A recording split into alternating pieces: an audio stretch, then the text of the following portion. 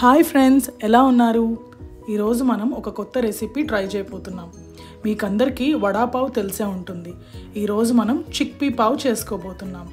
అయితే ఇంకెందుకు లేట్, ముందుగా కావాల్సిన పదార్థాలు చూసేద్దాం. 100 grams ఆఫ్ చిక్పీ ఉడకబెట్టుకోవాలి.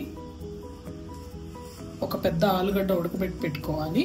ఒక పచ్చిమిర్చి, ఒక ఉల్లిపాయ, ఫుల్ లెమన్, 1 ఇంచ్ అల్లం, గుప్పెడు కొత్తిమీర, కొంచెం కరివేపాకు, అలాగే 1 టీ స్పూన్ ఆఫ్ సాల్ట్, జీలకర్ర, చాట్ ఆర్ గరం మసాలా అండ్ కారం.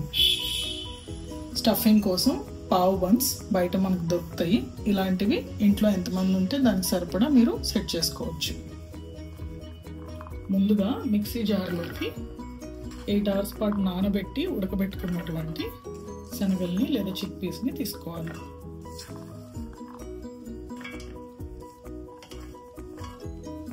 దాని తర్వాత ఆలుగడ్డని ఇట్లా ముక్కలు ముక్కలు చేసుకొని వేసుకోవాలి.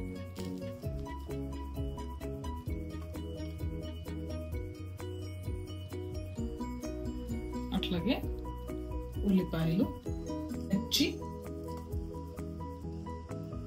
ఇంచ్ అల్లం,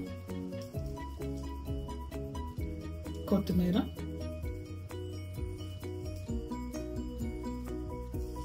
చివరిగా కరివేపాకు, అలాగే ఉప్పు, జీలకర్ర, చాట్ మసాలా, కారం మొత్తం వేసుకోవాలి.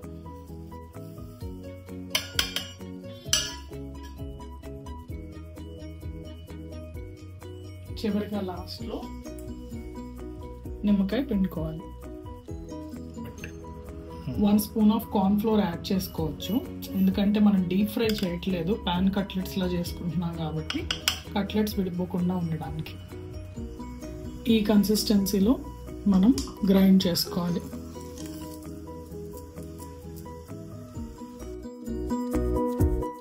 ప్యాన్ హీట్ చేసుకొని, డీప్ ఫ్రై కాదు కాబట్టి అది ఫ్రై అయ్యేంత వరకు 1 teaspoon of oil spread చేసుకోవాలి. స్ప్రెడ్ చేసుకొని ఇట్లా పెట్టేసుకోవచ్చు 1 by 1.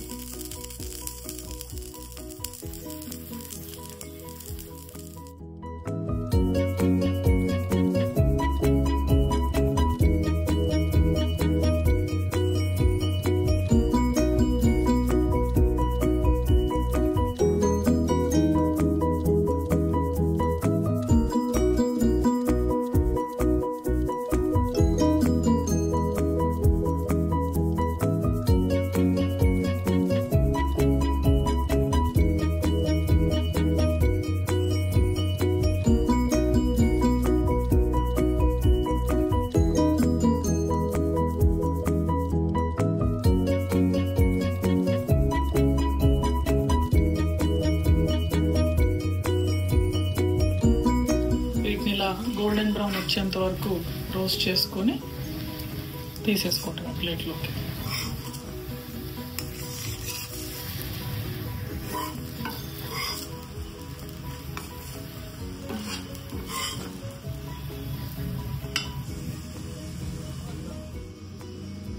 ఇప్పుడు మనం పావ్ని రోస్ట్ చేసుకోబోతున్నాం. గీ అయితే చాలా టేస్ట్ వస్తుంది, సో గీ యూజ్ చేస్తున్నాం.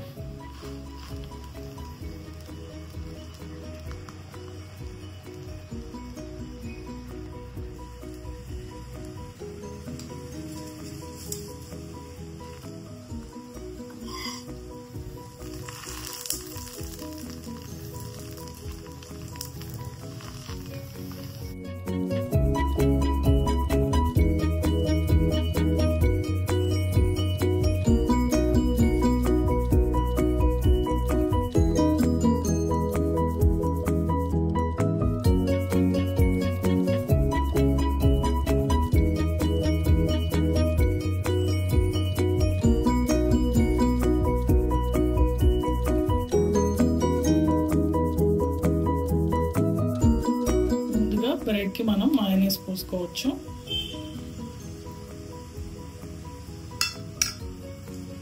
తర్వాత కొంచెం కెచప్, దాని మధ్యలో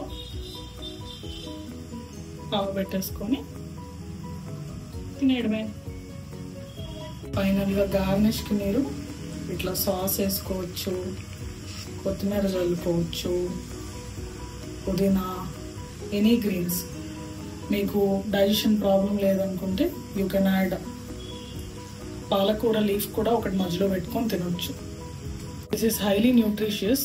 డీప్ ఫ్రై చేసి ఆయిల్స్ ఎక్కువ వాడకుండా చిక్పీలో ఉండే హై ప్రోటీన్, వాడిన వెజిటబుల్స్లో ఉండే ఫైబర్, ఘీలో ఉండే ఫ్యాట్, అలాగే పావులో ఉండే కార్బోహైడ్రేట్, పవర్ ప్యాక్ డిష్ ఇది. ఒక్క బన్ తిన్నా కూడా కడుపు నిండిపోతుంది. Thank you all.